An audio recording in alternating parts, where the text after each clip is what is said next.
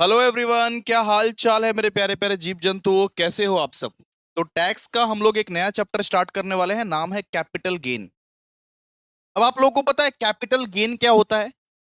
जब आप एक लैंड बेचते हो, अपना एक असेट बेचते हो, और असेट बेच के जो मुनाफा होता है उस मुनाफे को अपने लोग बोलते हैं दोस्तों कैपिटल गेन।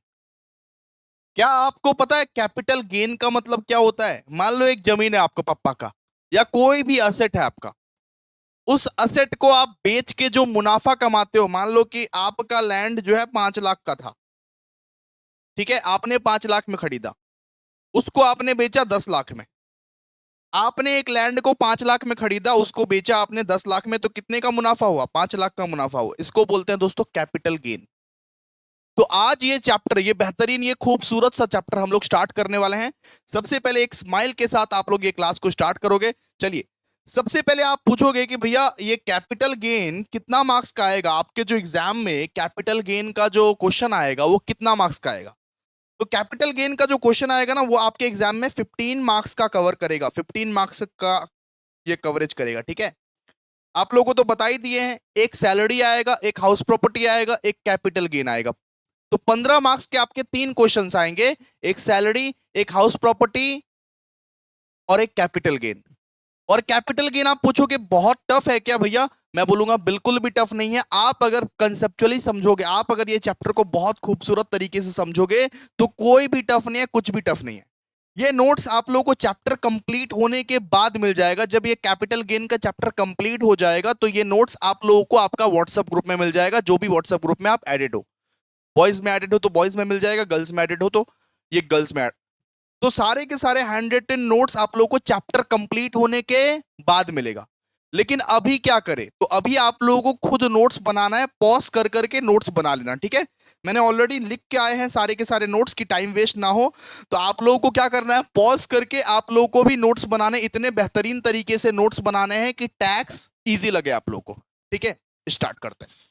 स्टार्ट करें फिर आज का चैप्टर कैपिटल गेन। जी भैया बिल्कुल स्टार्ट कीजिए।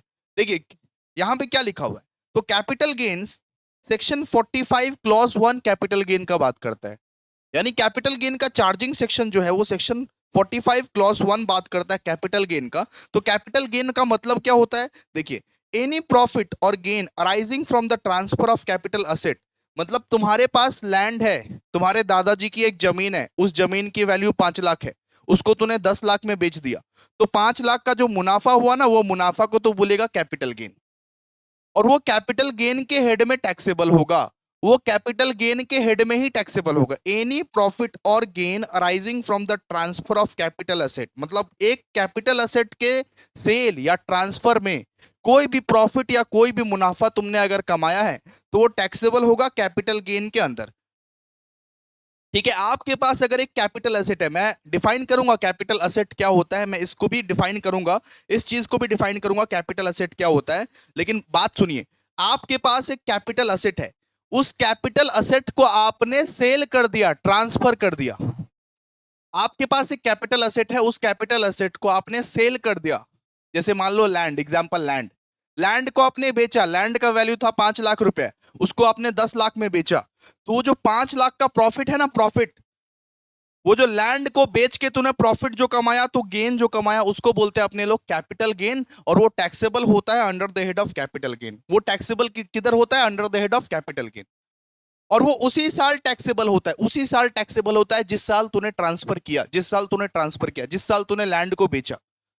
मतलब मान लो कि मैं 2017 में अगर एक लैंड को बेचा हूं, तो वो 2017 में ही टैक्सेबल होगा। ऐसा नहीं कि 2025 में टैक्सेबल हो जाएगा। 2017 में एक लैंड को बेचा हूं तो 2017 में ही टैक्सेबल होगा। ठीक है, क्लियर है ना? ओके, तो यहां पे एक बार वापस से पढ़िए क्या लिखा हुआ है। तो capital gain section 45 clause 1 charging sections में बात करते हैं कैपिटल गेन का। तो कैपिटल गेन ये बोलता है कि एनी प्रॉफिट और गेन, कोई भी प्रॉफिट या गेन आपने कमाया है ये कैपिटल असेट को बेच के, कोई भी कैपिटल एसेट का ट्रांसफर करके अगर आपको प्रॉफिट हुआ है या गेन हुआ है, उसको अपने लोग बोलते हैं कैपिटल गेन।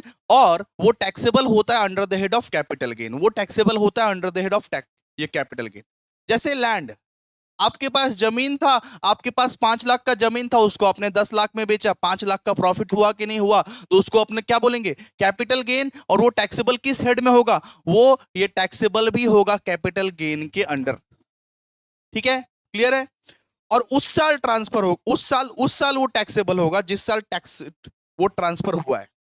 मतलब मान लो 2017 में अगर कोई लैंड बेचा है तो 2017 में ही टैक्सेबल हुआ। मान लो कि प्रीवियस ईयर आपने कोई लैंड बेचा तो प्रीवियस ईयर ही वो टैक्सेबल होगा, सीधा सा बात है। उसी साल वो टैक्सेबल होगा जिस साल वो ट्रांसफर हुआ है।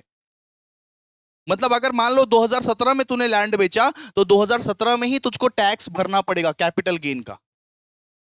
वो जो प्रॉफिट तूने कमाया है ना 5 लाख, उस पे भी टैक्स लगता है और 2017 में ही तो भरना पड़ेगा। क्लियर है, ओके। अब नेक्स्ट पॉइंट दिया है कि capital gain is applicable if. अब नेक्स्ट पॉइंट दिया है कि कैपिटल गेन कहां कहां लगता है, कहां कहां कैपिटल गेन लगता है। तो कैपिटल गेन लगने के लिए आपके पास एक कैपिटल असेट होना चाहिए। भाई कैपिटल गेन के अंडर टैक्सेबल होने के लिए तुम्हारे पास पहले कैपिटल असेट तो हो, और लैंड तो हो, जमीन का टुकड़ा नहीं है तुम्हारे पास, फिर ये काहे का कैपिटल गेन के अंडर टैक्सेबल होगा। तो कैपिटल गेन के अंडर टैक्सेबल होने के लिए तुम्हारे पास सबसे पहले बेटा कैपिटल असेट होना चाहिए, कैपिटल असेट होना चाहिए। उसके बाद सिर्फ कैपिटल असेट होना जरूरी नहीं है, उस कैपिटल असेट को तुम बेच रहे हो वो होना चाहिए। ठीक है। और तीसरा कि capital gain taxable in the year of transfer. अगर तूने 2017 में बेचा है अपना लैंड, अगर एक लैंड है, अगर एक जमीन है, उसको 2017 में बेचा है तो 2017 में ही टैक्स लगेगा उसका। ठीक है, वैसा कुछ होना चाहिए। तो ये 3 कंडीशन अगर सेटिस्फाई हो जाता है तो फिर आप कैपिटल गेन के अंडर टैक्सेबल ले सकते हो, तो फिर आप अपना ये कैपिटल गेन के अंडर टैक्सेबल हो सकते हो। वापस से एक बार डिस्कस कर देते हैं कि देयर शुड बी एक कैपिटल असेट। आपके पास एक कैपिटल असेट होना चाहिए, एग्जाम्पल लैंड।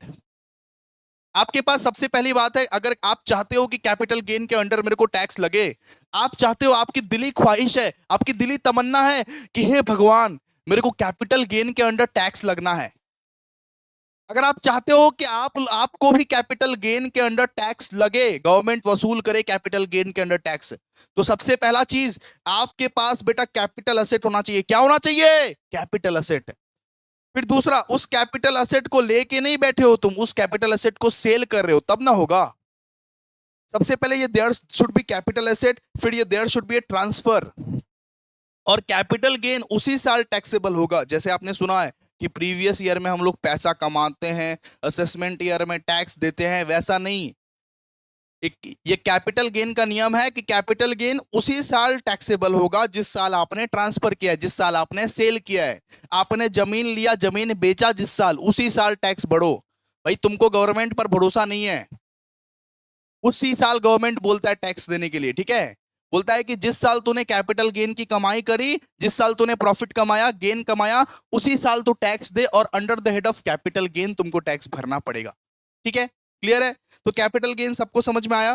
तो कैपिटल गेन का मतलब होता है कि अगर आपके पास कैपिटल असेट है, अगर आपके पास कोई भी कैपिटल असेट है, वापस रिपीट करता हूं, अगर आपके पास कोई भी कैपिटल असेट है, उसमें बेटा कोई भी प्रॉफिट या कोई भी गेन अराइज होता है, जैसे जैसे एग्जांपल लैंड, अगर आपके पास लैंड है, मान लीजिए 5 लाख का लैंड है, उसको तूने बेचने का सोचा, और लैंड को बेच के 5 लाख का लैंड को बेच के तू 10 लाख रुपए कमाया, तो 5 लाख का जो प्रॉफिट है ना, वो कैपिटल ये गेन के अंडर टैक्सेबल होगा। वो जो प्रॉफिट है, वो 5 लाख का जो प्रॉफिट है, वो 5 लाख का जो प्रॉफिट है वो कैपिटल गेन के अंडर टैक्सेबल होगा, सीधा सा बात है। और उसी साल टैक्सेबल होगा जिस साल वो ट्रांसफर हुआ है, जिस साल वो सेल हुआ है, उसी साल टैक्सेबल होगा। ठीक है। और इसके लिए आपको 3 कंडीशंस मानने पड़ेंगे। सबसे पहले तेरे पास एक कैपिटल असेट होना चाहिए। अगर तेरे पास लैंड ही नहीं है तो तू काहे का टैक्स भरेगा, क्यों टैक्स भरेगा। अगर तू चाहता है कैपिटल गेन के अंडर टैक्स भरना, तो तेरे पास सबसे पहले कैपिटल असेट होना चाहिए। बिल्कुल सर। फिर उस कैपिटल असेट का बेटा ट्रांसफर होना चाहिए। सेल तो कर, लैंड है तेरे पास लेकिन तू सेल नहीं कर रहा है, अगर सेल करेगा तभी तो प्रॉफिट कमाएगा, और उस प्रॉफिट पे तभी तो टैक्स बढ़ेगा कैपिटल गेन के अंडर। तो सबसे पहले तेरे पास कैपिटल असेट होना चाहिए, उसका ट्रांसफर होना चाहिए, और कैपिटल गेन उसी साल टैक्सेबल होगा जिस साल तूने वो लैंड को बेचा। जिस साल लैंड को बेचा, मुनाफा कमाया, रुपया आया, गवर्नमेंट बोलेगी पैसा दे, निकाल पैसा। लैंड को बेचा, मुनाफा कमाया, रुपया कमाया, गवर्नमेंट आएगी और गवर्नमेंट बोलेगी मेरा टैक्स दे। उसी साल, उसी साल तुमको भरना पड़ेगा। ठीक है, चलिए इतना तक हो गया। प्लीज पॉज करके लिखिए। जल्दी से पॉज करो और लिखो। चलो, आई होप लिख लिया होगा तूने, आई होप लिख लिया होगा तूने। मक्कारी कोई नहीं करेगा, बहुत मक्कार हो तुम लोग, आगे बाजो। चलो आ जाओ। अब बात करते हैं कि भैया आपने इतना बार जो capital asset capital asset capital asset चिल्लाया है कि आपके पास अगर कोई कैपिटल असेट है, उसमें अगर प्रॉफिट हुआ या गेन हुआ तो उस पे टैक्स आपको भरना पड़ेगा, उसी को बोलते हैं कैपिटल गेन। ये बताइए कैपिटल असेट किसको बोलते हैं, कैपिटल असेट किसको बोलते हैं? यहां जो एक टर्म यूज किया था आपने capital asset, I am sure भैया कि लैंड को तो सिर्फ कैपिटल एसेट आप नहीं बोलोगे, सिर्फ जमीन का टुकड़ा को कैपिटल एसेट क्यों बोलो? कैपिटल एसेट तो बहुत सारा कुछ होता होगा। तो कैपिटल एसेट किसको बोलते हैं एक बार बता दीजिए भैया प्लीज। तो आपने बोला, मैंने सुना, सुनिए। अब कैपिटल एसेट किसको बोलते हैं सुनिए, यहां पे क्या लिखा हुआ है कैपिटल एसेट के बारे में। It means property of any kind. यहां पे मैंने क्या लिखा, it means property of any. आपके पास कोई भी तरह का प्रॉपर्टी है, आपके पास कोई भी तरह का प्रॉपर्टी है, movable, immovable, tangible, intangible, car, bike, washing machine, fridge, land, building, machinery, कोई भी तरह का प्रॉपर्टी है उसको अपने लोग बोलते हैं कैपिटल असेट। आपके पास बेटा कोई भी तरह का प्रॉपर्टी है, मूवेबल, इमूवेबल, ये टैंजेबल, इनटैंजेबल, कोई भी तरह का प्रॉपर्टी एसएससी अगर हेल्ड कर रहा है, कोई भी तरह का प्रॉपर्टी, प्रॉपर्टी मतलब समझते हो ना, कोई भी तरह का प्रॉपर्टी अगर एसएससी हेल्ड कर रहा है उसको अपने लोग क्या बोलते हैं, capital asset. Whether it is connected with the business और प्रोफेशन और नॉट, वो चाहे बिजनेस से कनेक्टेड हो नहीं हो कोई मतलब नहीं है। कैपिटल असेट किसको बोलते हैं? अगर तेरे पास कोई भी प्रॉपर्टी है, कार है, बाइक है, मूवेबल है, इमूवेबल है, ज्वेलरी है, कोई सा भी प्रॉपर्टी तेरे पास है, लैंड, बिल्डिंग, कोई सा भी प्रॉपर्टी, उसको अपने लोग बोलते हैं कैपिटल असेट।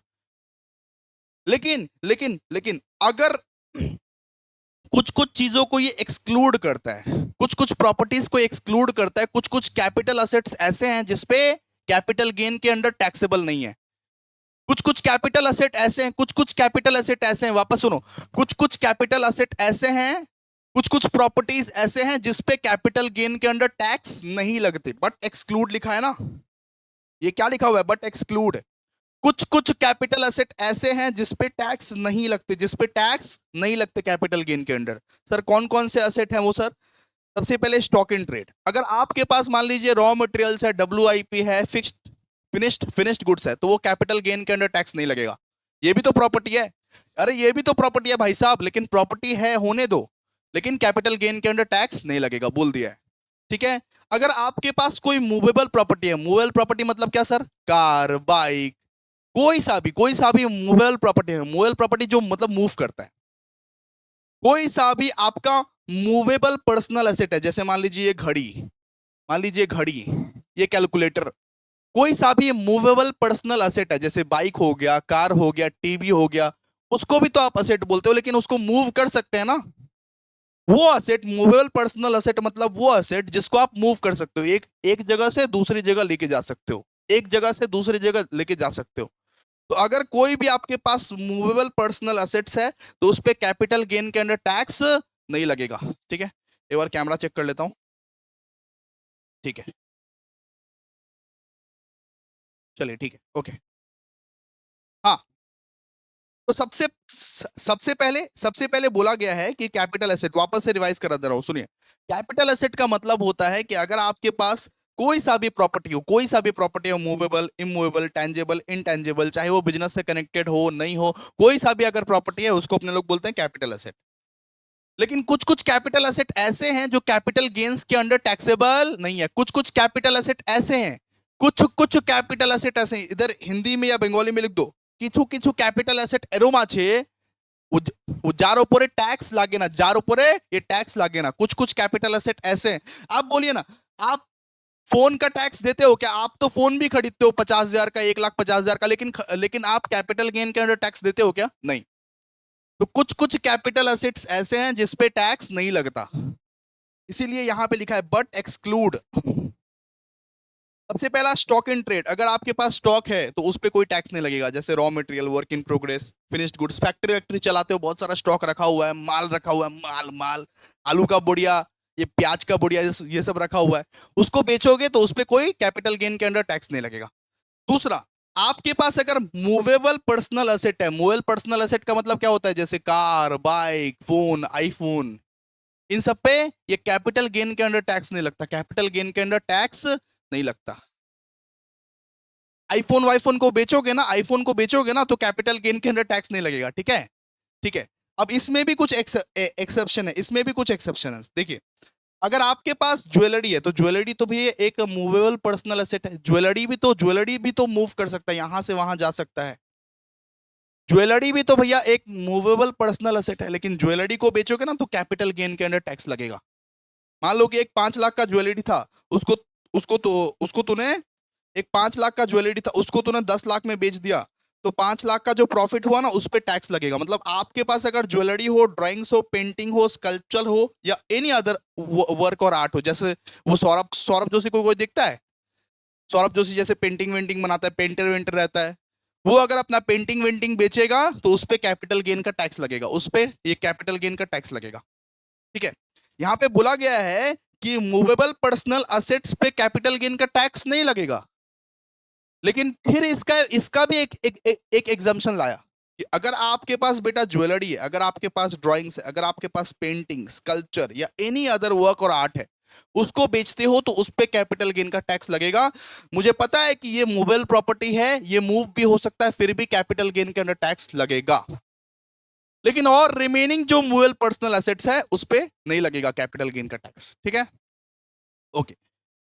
फिर बोला है कि अगर आपके पास रूरल एग्रीकल्चरल लैंड है, अगर आपके पास रूरल एग्रीकल्चरल लैंड है, उसको अगर बेचते हो तो कैपिटल गेन का टैक्स नहीं देना पड़ेगा, ठीक है। अगर आपके पास रूरल एग्रीकल्चरल लैंड है, मतलब ये बहुत जन का होता है ना, गाँव वाँव का जमीन होता है, मतलब ये गाँव वाँव रूरल एरियाज में जमीन वमीन होता है, तो उसको अगर बेचते हो तो कैपिटल गेन का टैक्स नहीं लगता है, कैपिटल गेन का टैक्स नहीं लगता है, ठीक है। चलो ठीक है, तो रूरल एग्रीकल्चरल लैंड का मतलब क्या है, मतलब जैसे जो रूरल एरियाज रहते हैं वहां पे अगर तूने लैंड वैंड बेचा है, छोटा सा लैंड है तुम्हारा, वो लैंड अगर बेचते हो तो उस पर कोई टैक्स नहीं देना पड़ेगा तुझको, ठीक है। अच्छा, तू अगर फोर्थ, अगर गोल्ड बॉन्ड 1999 और डिपॉजिट सर्टिफिकेट इशू इशू हुआ है गोल्ड मोनेटाइजेशन के अंदर, तो गोल्ड बॉन्ड 1999 पे अगर इन्वेस्ट किया है, अगर उसको बेचते हो तो उस पे कोई ये कैपिटल गेन के अंडर टैक्स नहीं लगता है, कैपिटल गेन के अंडर टैक्स नहीं लगता है, ठीक है। और फिर नोट में दिया हुआ है, any investment held by foreign institutional investor is always treated as capital asset.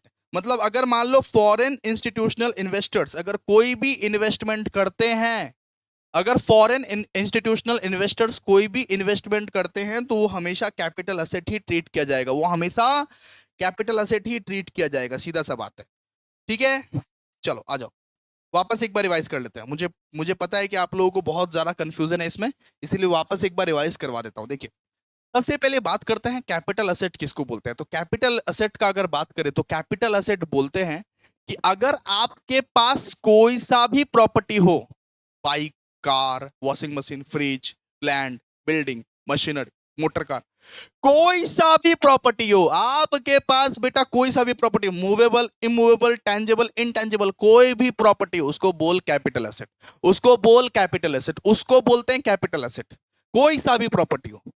Okay sir, आपके पास कोई सा भी प्रॉपर्टी हो उसको बोलते हैं कैपिटल एसेट, चाहे वो बिजनेस से कनेक्टेड है या नहीं है, कोई फर्क नहीं पड़ता। लेकिन इसमें कुछ कुछ चीजें एक्सक्लूड की जाती है। देखिए, अब लॉ बोलती है, अब टैक्स एक लॉ ही है ना, तो लॉ बोलती है कि सुन, वैसे तो कैपिटल एसेट तेरे पास जो भी प्रॉपर्टी है वो कैपिटल एसेट ही कहलाएगी, लेकिन कुछ कुछ कैपिटल एसेट ऐसे हैं, कुछ कुछ, मेरा कुछ कुछ कैपिटल एसेट ऐसे हैं जिसपे टैक्स नहीं लगता है, जिसपे कैपिटल गेन के अंडर टैक्स नहीं लगेगा। कुछ कुछ कैपिटल एसेट ऐसे हैं जिसपे टैक्स नहीं लगता। कुछ कुछ कैपिटल एसेट तो कैपिटल एसेट है लेकिन उस पे टैक्स नहीं लगेगा, उस पे टैक्स नहीं लगेगा। कौन कौन से? सबसे पहले है बेटा स्टॉक इन ट्रेड। क्या सर? स्टॉक इन ट्रेड, अगर आपके गोदाम है, अगर आपके फैक्ट्री है, बहुत सारा स्टॉक रखा हुआ है, माल रखा हुआ है, आलू का बोरा, प्याज का बोरा, इस पे इसको अगर बेचते हो ना, इन सबको अगर बेचते हो तो कैपिटल गेन के अंडर टैक्स नहीं लगेगा। Stock in trade, stock in trade भी तो तुम्हारा कैपिटल एसेट है, ये कैपिटल एसेट है, ये कैपिटल एसेट है, लेकिन इस पे टैक्स नहीं लगेगा कैपिटल, ठीक है। फिर आपके पास कोई भी मूवेबल पर्सनल असेट्स है। मूवेबल पर्सनल असेट मतलब क्या होता है सर? दिखाता हूं मूवेबल पर्सनल एसेट, दिखाता हूं, रुक।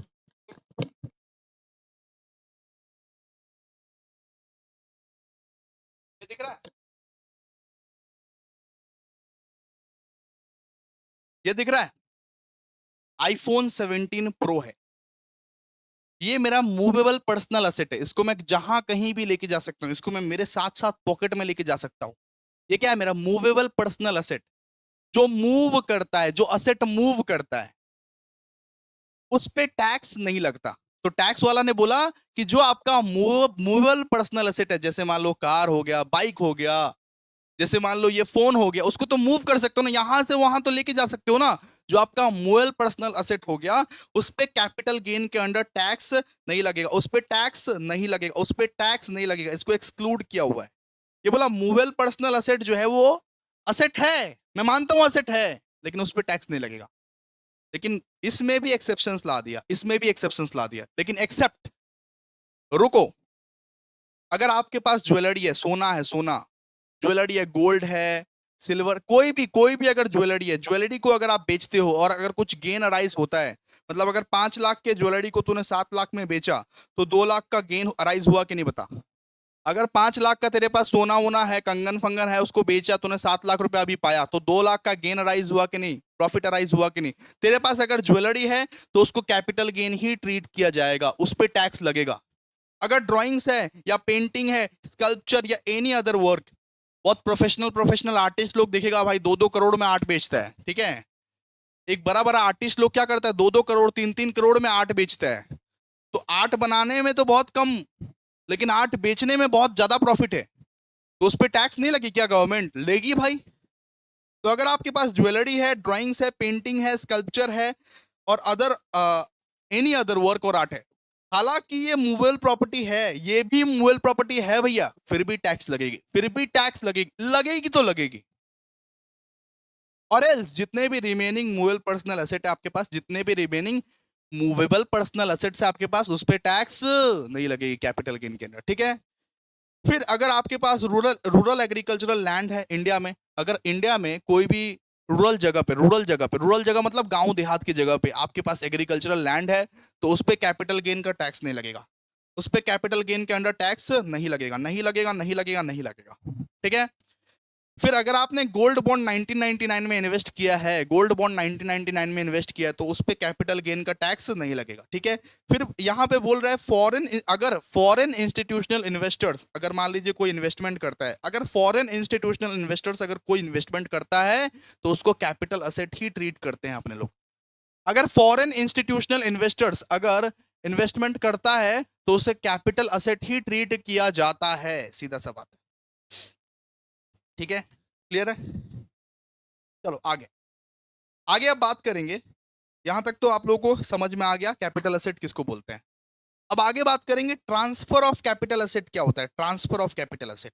आप लोग सोचोगे ना भैया ट्रांसफर क्यों लिखा हुआ है, अगर आप बार बार बोल रहे हो सेल सेल सेल, तो ट्रांसफर क्यों लिखा हुआ है, तो ट्रांसफर में ना बहुत सारा चीज इंक्लूडेड रहता है, ठीक है। तो अगर ट्रांसफर ऑफ कैपिटल असेट लिखा हुआ है, इसका मतलब होता है सेल ऑफ कैपिटल असेट, ठीक है। ट्रांसफर शब्द का मतलब है कि कैपिटल असेट को बेचना, जैसे लैंड को बेचना, बिल्डिंग को बेचना, जब आप लैंड एंड बिल्डिंग को बेचते हो उसको बोलते हैं सेल। तो transfer of capital asset includes sale of ये कैपिटल असेट, या तो आप कैपिटल असेट को एक्सचेंज कर रहे हो, एक दूसरे घर के साथ एक्सचेंज कर दो, ये घर तेरा, ये घर मेरा, ऐसा भी तो होता है, ये लैंड तेरा, वो लैंड मेरा, आज से ये लैंड के बदले मैंने वो लैंड एक्सचेंज करा लिया, होता है ना ऐसा फैमिली में, कि आज से ये लैंड तेरा, वो लैंड मेरा, बिकॉज वहां से मेरा घर पास वास पड़ रहा है, तुम्हारा घर दूर पड़ रहा है। तो अगर आप कोई भी कैपिटल एसेट को सेल करते हो, कोई भी कैपिटल एसेट को एक्सचेंज करते हो, ठीक है, उसको अपने लोग बोलते हैं ट्रांसफर। अब आप बोलोगे भैया रिलिंक्विशमेंट क्या होता है, रिलिंक्विशमेंट क्या होता है, रिलिंक्विशमेंट मतलब आप ये समझिए कि अगर मान लीजिए किसी को राइट शेयर मिला, अगर शेयर मार्केट में किसी को राइट शेयर मिला, राइट शेयर का मतलब जब एग्जिस्टिंग शेयर होल्डर को, सुनिए रिलिंक्विशमेंट का मतलब क्या होता है, जब एक एग्जिस्टिंग शेयर होल्डर को एक शेयर्स ऑफर किया जाता है, लेकिन वो बोलता है कि हमको नहीं चाहिए, हम दूसरे को रीअनाउंस कर देगा, हमको नहीं चाहिए, किसी किसी मेरा शेयर किसी दूसरे को दे दो, ठीक है। जब एक शेयर होल्डर को राइट शेयर का मतलब क्या होता है, जब एक एग्जिस्टिंग शेयर होल्डर को एक शेयर्स मिलता है, लेकिन वो नकार देता है, वो बोलता है कि हमको नहीं चाहिए, किसी दूसरे को दे दो, री अनाउंस कर देता है अपना राइट कि हमको ये मिला है लेकिन हमको नहीं चाहिए, किसी दूसरे को दे दो। उसको बोलते हैं दोस्तों री री रिलिंक्विशमेंट ऑफ द ये कैपिटल असेट, या तो रिलिंक्विशमेंट या तो एक्सटिंग्विशमेंट, उसको एक ही बोलते हैं अपने लोग। अगर मान लो कि अगर अपना राइट्स अपना अधिकार में किसी दूसरे को दे दिया तो उसको भी ट्रांसफर के कैटेगरी में ही हम लोग मानते हैं, ठीक है। अपना हक का चीज किसी दूसरे को दे दिया मैंने कुछ पैसे के बदले में, अपना हक का चीज किसी दूसरे को दे दिया, मेरे को मिलता, मैं बोला मेरे को नहीं चाहिए, किसी और को दे दो, उसको अपने लोग बोलते हैं रिलिंक्विशमेंट या एक्सटिंग्विशमेंट, ठीक है। या फिर compulsory acquisition of capital asset under any law, ठीक है। मान लीजिए कि कंपलसरी ही आप लोगों को एक्वायर करना पड़ा कोई कैपिटल असेट, इसको अपने लोग क्या बोलते हैं, ट्रांसफर ऑफ कैपिटल असेट। आप लोगों को क्या याद रखना है, आप लोगों को बस ये दो याद रखना है, sale of capital asset, exchange of capital asset, ठीक है। तो ट्रांसफर ऑफ कैपिटल असेट का मतलब क्या होता है कि जब आप एक कैपिटल असेट को, जब आप एक लैंड बिल्डिंग ये असेट्स जो है कैपिटल असेट्स जो आपको पढ़ाए, जब आप एक कैपिटल असेट्स को बेचते हो या फिर आपस में एक्सचेंज करते हो, ये ले भाई ये तेरा ये मेरा, अगर आप एक कैपिटल असेट को बेचते हो या एक्सचेंज करते हो आपस में, उसको अपने लोग बोलते हैं ट्रांसफर ऑफ कैपिटल असेट, ठीक है। अब बात करते हैं कि कैपिटल गेन के कितने टाइप्स हैं। अब बात करते हैं कैपिटल गेन के कितने टाइप्स हैं। आप बोलोगे भैया long term capital gain, short term capital gain, वो सब चला गया अभी, वो सब फालतू बात है वो सब, ठीक है। आपको हम पूछेंगे कि कैपिटल गेन का कितना टाइप्स होता है, तो पहले पहले आप बोलते थे खाली लॉन्ग टर्म कैपिटल गेन और शॉर्ट टर्म कैपिटल गेन, नहीं वो चला गया अभी। अभी सुनो, ठीक है, अभी इस कंसेप्ट को सुनो, नया नया आया है, सुनो। नेक्स्ट कंसेप्ट है कि types of capital asset. Next क्या है कि टाइप्स ऑफ कैपिटल एसेट, कि कैपिटल एसेट का कितना टाइप्स है, सुनो सुनिए। तो कैपिटल एसेट डिपेंड करता है कि होल्डिंग पीरियड कितने का है। आजकल होल्डिंग पीरियड देखा जाता है आजकल कैपिटल एसेट में, ठीक है, होल्डिंग पीरियड देखा जाता है कैपिटल एसेट में। कुछ कुछ एसेट का होल्डिंग पीरियड 1 साल रखा गया, कुछ कुछ एसेट का होल्डिंग पीरियड 2 साल रखा गया, ठीक है। कुछ कुछ असेट्स का होल्डिंग पीरियड 1 साल रखा गया, कुछ कुछ असेट्स का होल्डिंग पीरियड 2 साल रखा गया। तो कैपिटल असेट का टाइप्स होल्डिंग पीरियड पे डिपेंड करता है कि कौन से असेट के केस में कितना होल्डिंग पीरियड रहेगा, कौन से असेट के केस में कितना होल्डिंग पीरियड रहेगा, ठीक है। कुछ कुछ असेट्स का होल्डिंग पीरियड 1 साल रखा गया है, कुछ कुछ असेट्स का होल्डिंग पीरियड 2 साल रखा गया। अब आप बोलोगे भैया कौन से असेट्स का होल्डिंग पीरियड 1 साल रखा गया है, और हम रखे हैं क्या, हम रखे हैं क्या, या मेरे पापा रखे हैं क्या, नहीं भाई, ये टैक्स ऑथोरिटीज रखा है कि कुछ कुछ असेट्स का। आपको कोई भी पूछे कि टाइप्स ऑफ कैपिटल असेट, तो सीधा सा सिंपल सा जवाब पूछना आसान हिंदी में कि कुछ कुछ असेट्स का होल्डिंग पीरियड 1 साल रखा गया, कुछ कुछ असेट्स का होल्डिंग पीरियड 2 साल रखा गया। কোনো কোনো অ্যাসেটের হোল্ডিং পিরিয়ড 1 বছর রেখেছে, কোনো অ্যাসেটের হোল্ডিং পিরিয়ড 2 বছর রাখা আছে, সেটা আমি রাখিনি, সেটা ট্যাক্স অথরিটি রেখেছে, ঠিক আছে, ओके। तो आप बोलोगे भैया कौन कौन सा ऐसा असेट है जिसका होल्डिंग पीरियड 1 साल है।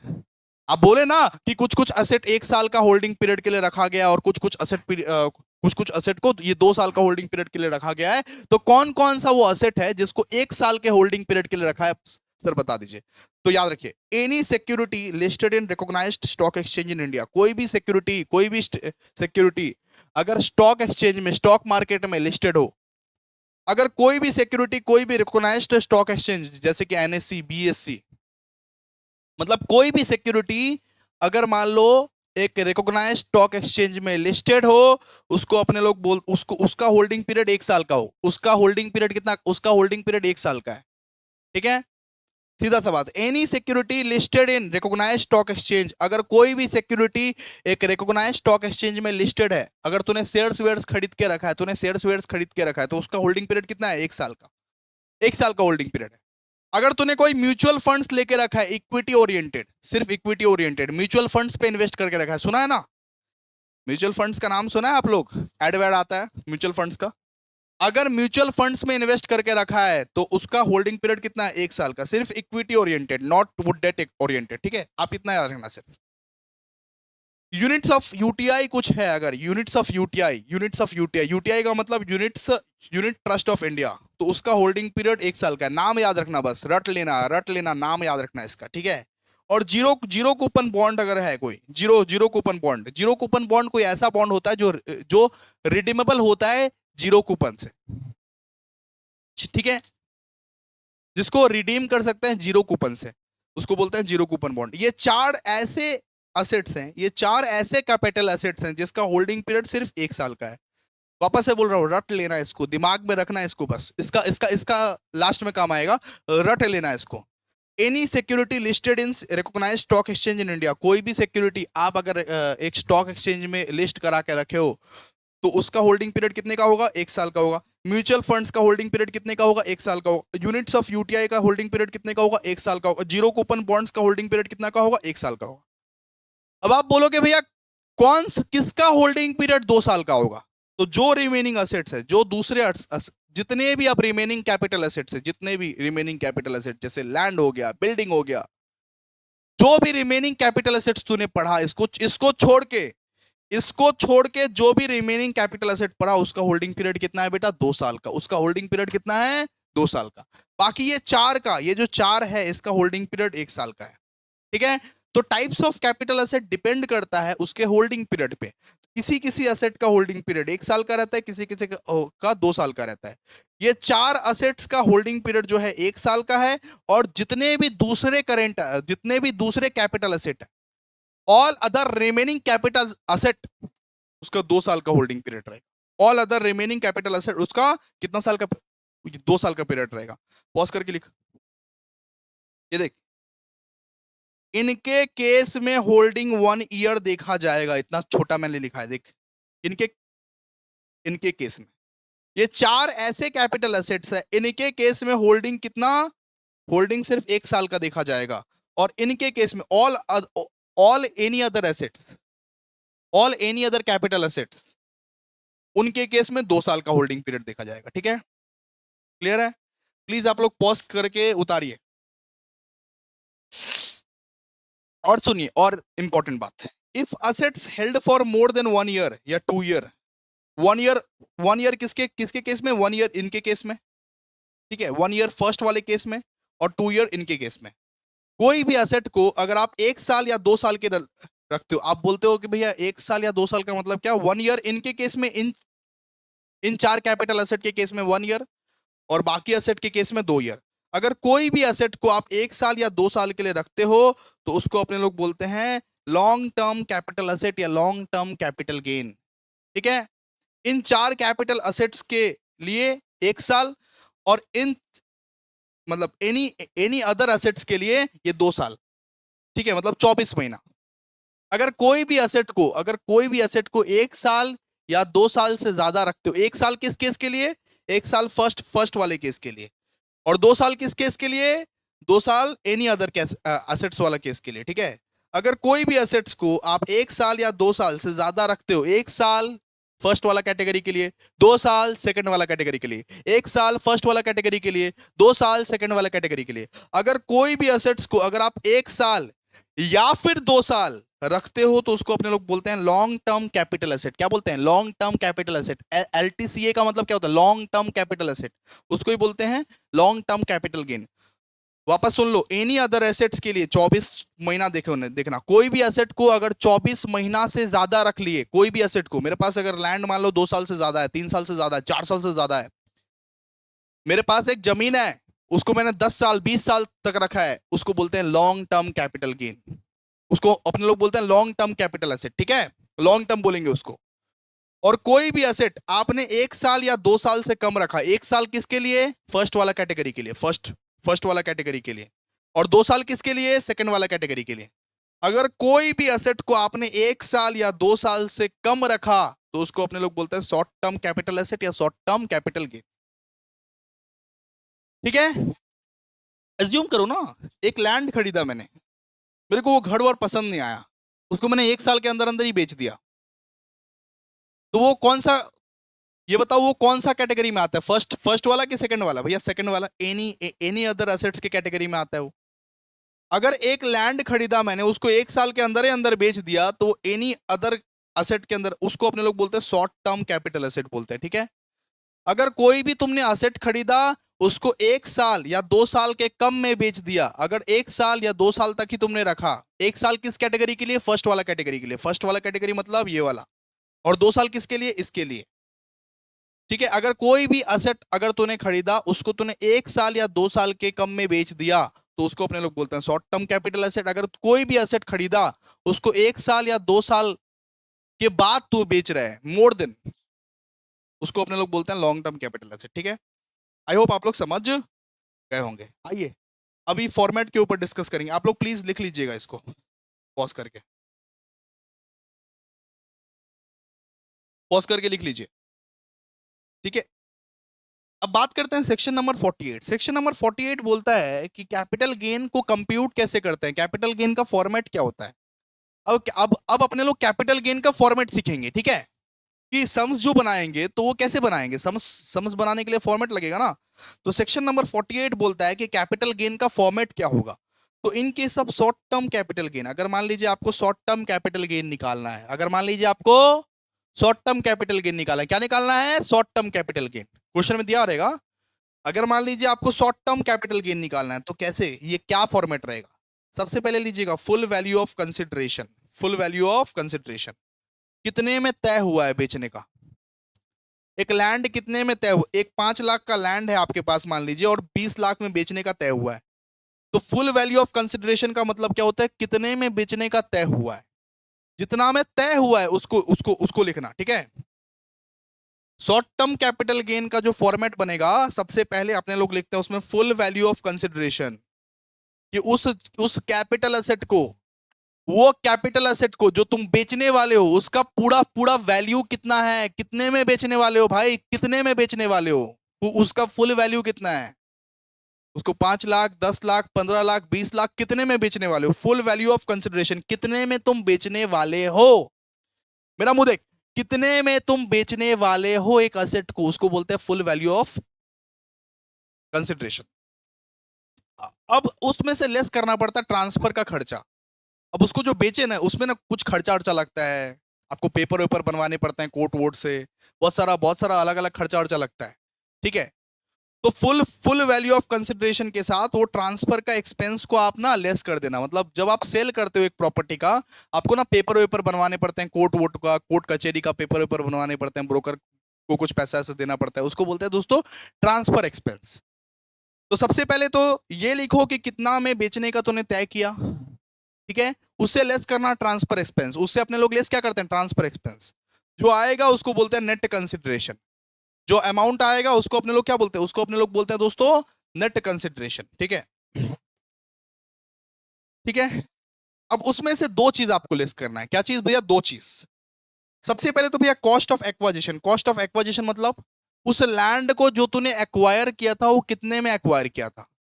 मान ले एक लैंड को मैं 20 लाख में बेच रहा हूं, मान ले एक लैंड को मैं 20 लाख में बेच रहा हूं, लेकिन उस लैंड को जो मैं अपने जमाने में एक्वायर किया था, तो वो 5 लाख का एक्वायर किया था। वापस देख, वापस देख, उस जमाने में जब मैंने उस लैंड को एक्वायर किया था, तो कितने में एक्वायर किया था? तो 5 लाख में एक्वायर किया था। एक लैंड को मैं 20 लाख में बेच रहा हूं बेटा, लेकिन एक्वायर जब किया था, खरीदा जब था, कितने में खरीदा था? 5 लाख में खरीदा था। तो उसको अपने लोग बोलते हैं कॉस्ट ऑफ एक्वाजिशन। क्या बोलते हैं? Cost of acquisition. क्या बोलते हैं? Cost of acquisition. तो कॉस्ट ऑफ एक्वाजिशन को लेस करना। ठीक है, कि एक लैंड को मैं 20 लाख में बेच रहा हूं, लेकिन खरीदा कितने में था भैया? 5 लाख में खरीदा, 5 लाख में खरीदा था। ये जो कॉस्ट ऑफ एक्वाजिशन है ना, एक्वायर करने का जो पैसा है, एक्वायर कितने में किया था, उसको तो लेस करना। ठीक है, फिर कॉस्ट ऑफ इंप्रूवमेंट। इंप्रूवमेंट मतलब क्या होता है पता है? सिर्फ लैंड खरीदने से ही होता नहीं है ना। मान ले कि वो लैंड तूने खरीदा 5 लाख में, अब वो लैंड पे ना बिल्डिंग भी बना दी तूने, बिल्डिंग विल्डिंग बना दी, घर फर सब कुछ बन गया। अब वो पूरा लैंड और वो घर समेत तू बेच रहा है, तो इसको बनाने के लिए तुमको अलग 5 लाख का खर्चा करना पड़ा। ठीक है, तो 10 लाख का तुमको टोटल खर्चा करना पड़ा। तो ये 5 लाख को तुम क्या बोलोगे? Cost of improvement. उस लैंड को मैंने इंप्रूव करने के लिए, अच्छा बनाने के लिए, अच्छा जमीन बनाने के लिए और थोड़ा खर्चा किया होगा, उसको उसको अपने लोग बोलते हैं कॉस्ट ऑफ इंप्रूवमेंट। ठीक है, क्लियर है? तो देख, सबसे पहले तो जो कैपिटल एसेट तू बेचेगा, जो कैपिटल एसेट आप लोग बेचोगे, उसका फुल वैल्यू लिखना। जो कैपिटल एसेट तुम लोग बेचोगे उसका फुल वैल्यू लिखना, ठीक है। उसमें से ट्रांसफर एक्सपेंस को क्या करना है अपने को, लेस करना है। ट्रांसफर एक्सपेंस मतलब बेचने बेचने का जो खर्चा वर्चा होता है, कोर्ट वोट में जाना पड़ा, पेपर वेपर बनाना पड़ा। लैंड फैंड कभी बिका है तो कोर्ट वोट में जाना पड़ता ना, पेपर वेपर, ठीक है। तो ट्रांसफर एक्सपेंस को लेस करना। आएगा क्या तुम्हारा नेट, ये कंसिडरेशन आएगा, ठीक है। इसमें से लेस करना cost of acquisition. Cost of acquisition क्या होता है कि उस लैंड को जब तूने एक्वायर किया था, जो तूने फलाने फलाने साल में जो खरीदा था, उसका एक्वायर्ड कॉस्ट क्या है, खर्चा कितना पड़ा था। और कॉस्ट ऑफ इंप्रूवमेंट भी लेस कर देना। कॉस्ट ऑफ इंप्रूवमेंट का मतलब क्या है, हमने लैंड खरीदा लेकिन उस पर हमने बिल्डिंग फिल्डिंग सब कुछ बना दिया। तो 5 लाख का लैंड खरीदा, 5 लाख का बिल्डिंग विल्डिंग बनाया, तो इस वाले 5 लाख को हम लोग क्या बोलेंगे, इस लाल वाले 5 लाख को हम लोग क्या बोलेंगे, कॉस्ट ऑफ इंप्रूवमेंट। कि उस लैंड को मैंने इंप्रूव भी तो करा, अच्छा खासा लैंड बना दिया मैंने। और जो बचेगा तुम्हारा उसको अपने लोग क्या बोलेंगे, short term capital gain. Short term capital gain, short term capital gain, ठीक है। शॉर्ट टर्म कैपिटल गेन, ठीक है। इसको अभी मत पढ़िए, इसको अभी मत पढ़िए, जब सम्स कराएंगे तब हम पढ़ा देंगे, ठीक है। Short term capital gain. अच्छा, अब बात करते हैं, ये तो शॉर्ट टर्म कैपिटल गेन निकालने का तरीका था। ये तो शॉर्ट टर्म कैपिटल गेन निकालने का तरीका था कि भैया सेल ले लिए, सेल से ट्रांसफर एक्सपेंस लेस कर दिए, नेट कंसिडरेशन निकला, कॉस्ट ऑफ एक्विजिशन लिए, कॉस्ट ऑफ इंप्रूवमेंट लिए, शॉर्ट टर्म कैपिटल गेन निकल गया। लॉन्ग टर्म कैपिटल गेन का बनाइए। तो लॉन्ग टर्म कैपिटल गेन में ना, लॉन्ग टर्म कैपिटल गेन में देखिए, एलटीसीए का मतलब क्या है, long term capital asset. Long term capital gain का बताइए sir, long term capital gain का किस तरीके से कंप्यूट करना है, ये बहुत इंपॉर्टेंट है। इसका दो केस आता है। अगर आपका ट्रांसफर हुआ है बेटा 23 जुलाई 2024 के पहले, अगर आपने कुछ भी असेट को बेचा है, अगर क्वेश्चन में ही दिखेगा, आप लोगों को क्वेश्चन में ही दिखेगा, अगर कोई भी असेट को आपने 23 जुलाई 2024 के पहले पहले बेचा है, फिर ये वाला रूल फॉलो होगा। अगर 23 जुलाई ये 2024 के बाद बेचा है, देन ये वाला रूल फॉलो होगा। क्यों भैया, क्यों? क्योंकि अमेंडमेंट आया है। क्यों अमेंडमेंट आया, चेंज आया है बहुत बड़ा, ठीक है। तो सुनिए, लॉन्ग टर्म कैपिटल गेन का कैलकुलेशन करने पर ना आप लोगों को दो केसेस का सामना करना पड़ेगा। देखना पड़ेगा क्वेश्चन में कि असेट जो है ट्रांसफर कब हुआ है, 23 जुलाई 2024 के पहले हुआ है या 23 जुलाई वो 24 के बाद हुआ है। अगर 23 जुलाई 2024 के पहले हुआ है, अगर 23 जुलाई 2024 के भैया पहले हुआ है, ठीक है, तो फिर करना पड़ेगा। आइए, ठीक है। सो अगर मान लीजिए ट्रांसफर 23 जुलाई 2024 के पहले हुआ है, देन ये वाला रूल फॉलो कीजिएगा। अगर 23 जुलाई ये मतलब ये 24 के बाद हुआ है तो ये वाला रूल फॉलो कीजिएगा। आइए पढ़िए, आइए पढ़िए। इफ ट्रांसफर, देखिए, इफ ट्रांसफर बिफोर 23 जुलाई 2024, उस केस में अगर मान लीजिए आपने सेल किया, आपने अपना लैंड वैंड सेल किया 23 जुलाई 2024 के पहले, तो फिर क्या होगा? तो फिर देखिए, सबसे पहले आप लोगों को लेना है वही full value of consideration. Full value of consideration कितने में जमीन को बेचा, लेस कीजिएगा ट्रांसफर एक्सपेंस, बिल्कुल शॉर्ट टर्म कैपिटल गेन के जैसा, ठीक है। आपका आएगा नेट नेट कंसिडरेशन। अच्छा, 23 जुलाई 2024 के पहले एक आता था दोस्तों, इंडेक्स कॉस्ट ऑफ एक्वाजिशन और इंडेक्स कॉस्ट ऑफ इंप्रूवमेंट। अब बोलोगे ये क्या है सर, ये कौन सी बला है? अगर मान लीजिए एक एग्जांपल दे रहा हूं। अगर एक लैंड आपने 2001 में खरीदा जिसका दाम था 5 लाख, उसी को आप 2020 में बेच रहे, 15 साल बाद बेच रहे हैं, उसका दाम चढ़ गया अभी 1 crore.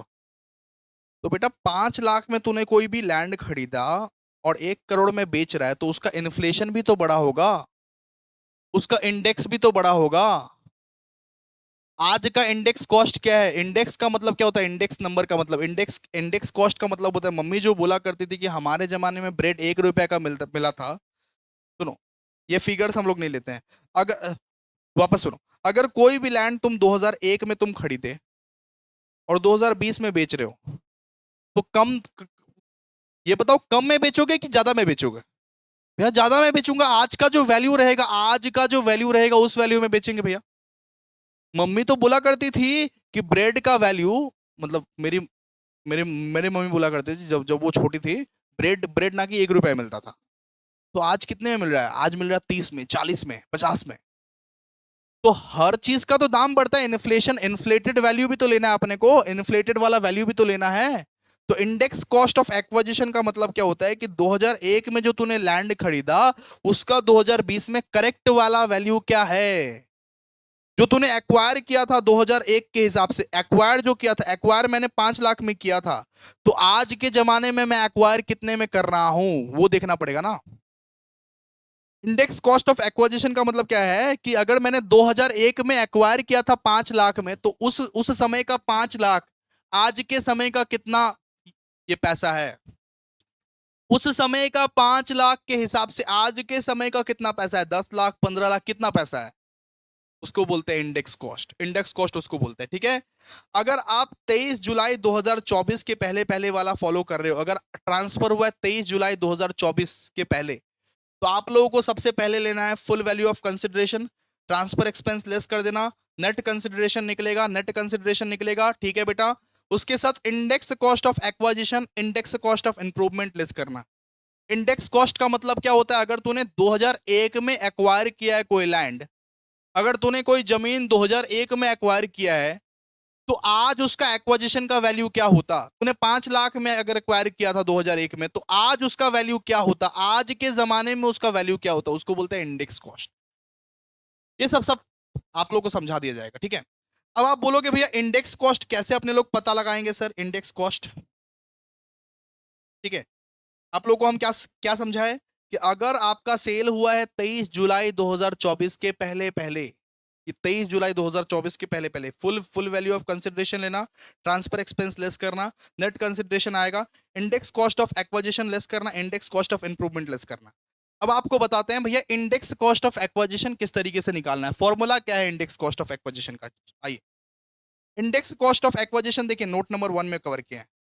Index cost of acquisition अगर आप लोगों को निकालना है, तो सबसे पहले लीजिएगा कॉस्ट ऑफ एक्विजिशन। मान लीजिए आपने 5 लाख में एक्वायर किया ना एक घर, तो लीजिएगा 5 lakh into index for the year of transfer by index for the year of acquisition.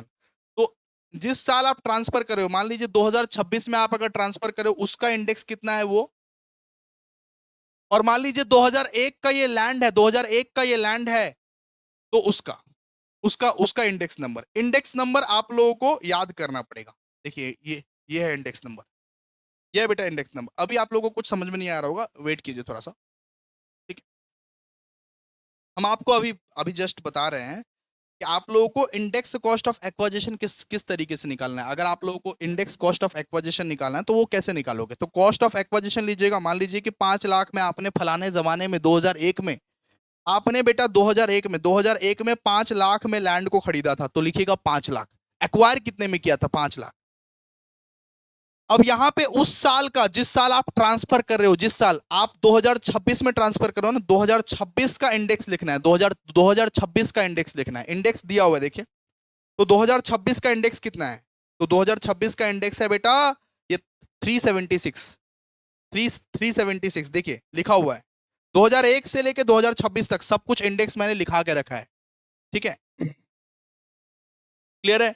तो 2026 का इंडेक्स यहां पे आप लोगों को लिखना है, और यहां पे आप लोगों को लिखना है ये 2001 का इंडेक्स। यहां पे क्या, यहां पे 2001 का इंडेक्स लिखना है, मतलब cost of acquisition into index for the year of transfer, जिस साल तुम ट्रांसफर कर रहे हो, फिर divided by index for the year of acquisition, जिस साल तुम एक्वायर किए थे, जिस साल तुम ये लैंड एक्वायर किए थे। अगर ये फॉर्मूला अप्लाई करते हो तो आपका क्या आ जाएगा, इंडेक्स कॉस्ट ऑफ एक्विजिशन आ जाएगा, इंडेक्स कॉस्ट ऑफ एक्विजिशन आ जाएगा आप लोग का, इंडेक्स कॉस्ट ऑफ एक्विजिशन आ जाएगा, ठीक है। तो ये जो चार्ट है, अब अब बोलोगे भैया यहां जो आप इंडेक्स इंडेक्स कर रहे हो, index for the year of transfer, index for the year of acquisition, ये कैसे पता लगाए, तो ये सिंपली आपको याद करना पड़ेगा, ये सिंपली आपको याद करना पड़ेगा। देखिए मैंने लिख दिया है ऑलरेडी, ये 2001 से लेके 2026 तक सब कुछ मैंने लिख दिया है। तो भैया पूरा का पूरा याद करना पड़ेगा क्या, इंडेक्स इंडेक्स पूरा का पूरा याद करना पड़ेगा, नहीं पूरा पूरा याद नहीं करना पड़ेगा। आप 2001 ये वाला, ये 2023 ये 24, ये 24-25 और 2025-26 ये याद करके रखो। अब सिर्फ इतना याद करके रखो, हो जाएगा आपका, ठीक है। आपको सिर्फ इतना इतना याद रखना है इंडेक्स, ठीक है। बाकी मैंने सब कुछ लिख दिया, 2001 से लेके 2026 तक सारा का सारा मैंने इंडेक्स लिख दिया ऑलरेडी, ठीक है। तो ये तो था इंडेक्स कॉस्ट ऑफ एक्वाजिशन किस तरीके से निकाले, हमने आपको बता दिया। इंडेक्स कॉस्ट ऑफ एक्वाजिशन किस तरीके से निकालोगे, cost of acquisition into index cost, index for the year of transfer दिया हुआ है कि जिस साल तुम ट्रांसफर कर रहे हो, जिस साल तुम मान लो 2026 में ट्रांसफर कर रहे हो, तो 376 इसका इंडेक्स है, 376 इसका इंडेक्स है। और जिस साल तुम एक्वायर कर रहे हो उसका इंडेक्स, ठीक है। Cost of acquisition into index for the year of transfer divided by index for the year of acquisition. मान लो 2001 में एक्वायर कर रहे हो, 2026 में आप ट्रांसफर कर रहे हो, तो दोनों का इंडेक्स दिखना पड़ेगा। इंडेक्स, इंडेक्स लिखा हुआ है ना, देखो ना इंडेक्स, 2001 से लेके 2026 तक सबका इंडेक्स मैंने लिख के रखा है। आप बस स्क्रीनशॉट मार लो, कॉपी कर लेना, क्या दिक्कत है। आपको आपको कौन कौन से याद करना है, आपको बस 2001 2, ये 2023 24, ये 24 25, 25 26, इतना याद कर लोगे हो जाएगा, ठीक है, ठीक है, ओके। अब बात करते हैं कि यहां पे एक नोट नंबर 2 भी था, नोट नंबर 2 भी था, index cost of improvement. Index cost of acquisition तो निकालना सिखा दिए भैया, cost of acquisition into index for the year of transfer divide by index for the year of acquisition. Index cost of improvement कैसे निकालते हैं, बिल्कुल same formula, cost of improvement लेना, cost of improvement into index for the year of transfer divided by index for the year of improvement, बिल्कुल same. सो बस acquisition के case में हम लोग कॉस्ट ऑफ एक्वाजिशन लेते थे, इंप्रूवमेंट के केस में हम लोग कॉस्ट ऑफ इंप्रूवमेंट लेते थे। अगर आप लोगों को यहाँ 50-60% भी समझ में आ रहा है, बस हो गया मेरा काम। आप लोगों को जब सम्स कराऊंगा तब ना समझ में आएगा, मैं कंसेप्ट वाइज आप लोगों को समझा दे रहा हूँ, वो बहुत बड़ी बात है गाइस, बहुत बड़ी बात है। अगर आप लोगों को किसी को 70-80% समझ में आ गया, भाई चैंपियन है, तो चैंपियन तो रॉक करेगा, टॉप करेगा। किसी को अगर 50-60% भी समझ में आ रहा है ना भाई, तो चैंपियन है। क्यों? क्योंकि मैं जो कंसेप्ट समझाता हूँ, कंसेप्ट कोई भी क्लासेस का तुमको पहले समझ में नहीं आएगा, लेकिन मैं जो समझाऊंगा अगर वो तुमको समझ में आ रहा है बेटा, तो चैंपियन है। क्योंकि मेरा कंसेप्ट समझाने का तरीका अलग है। पहले कंसेप्ट समझ, सम्स बनाएंगे और ऑटोमेटिकली तुम धुरंधर बन जाओगे, बिकॉज सम्स पे ही डिपेंड करता है। सम्स जब बनाओगे तभी तुम धुरंधर बन पाओगे, ठीक है।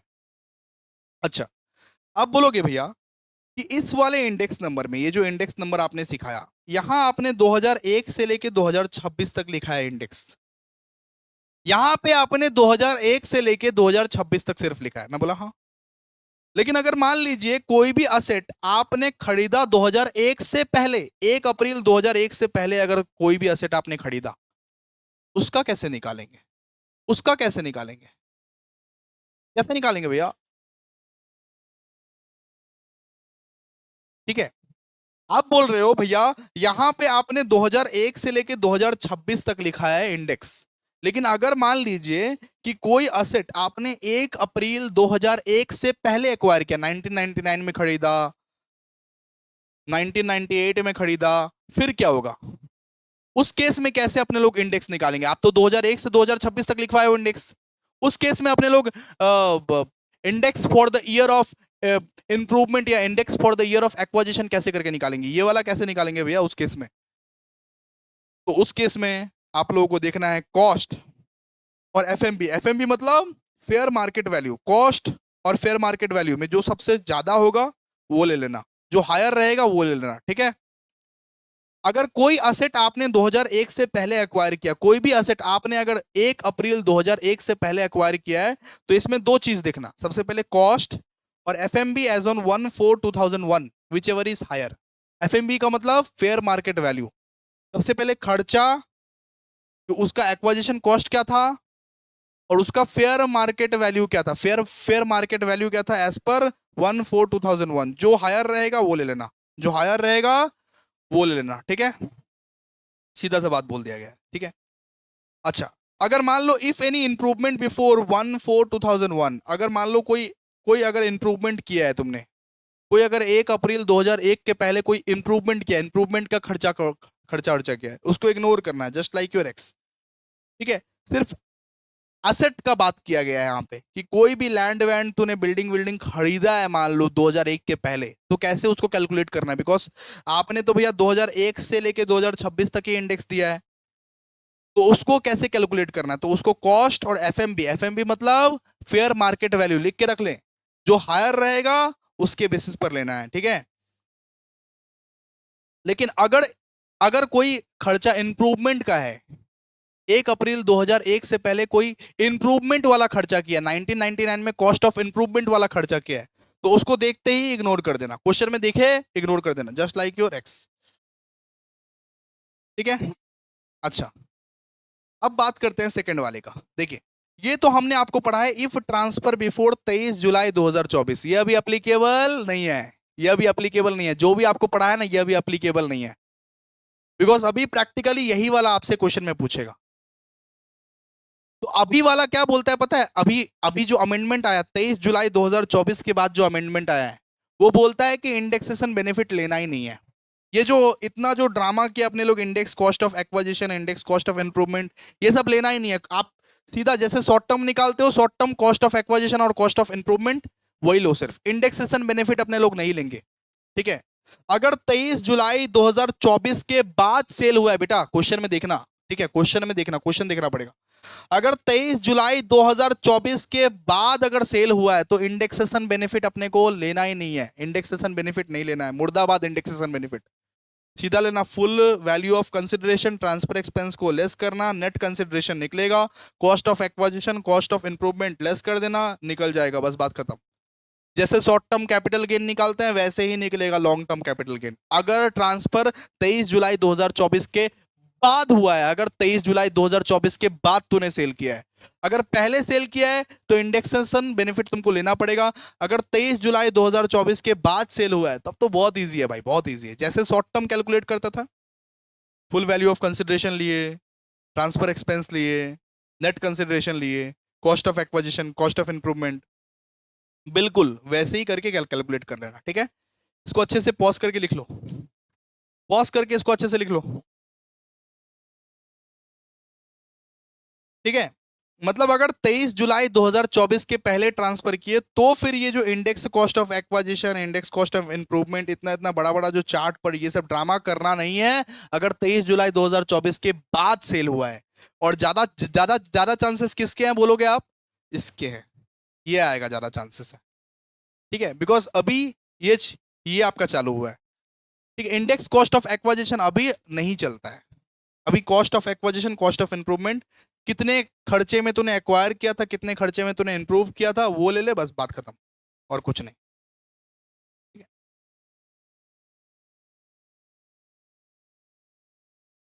अच्छा, और एक चीज, मैं अभी क्या बोला, मैं अभी बोला कि अगर आप 23 जुलाई 2024 के पहले कोई ट्रांसफर करते हो तो इंडेक्सेशन बेनिफिट आप लोगों को मिलेगा, और 23 जुलाई 2024 के बाद अगर कोई ट्रांसफर करते हो तो इंडेक्सेशन बेनिफिट नहीं मिलेगा, इंडेक्स कॉस्ट ऑफ एक्वाजिशन ये सब नहीं निकालना पड़ेगा।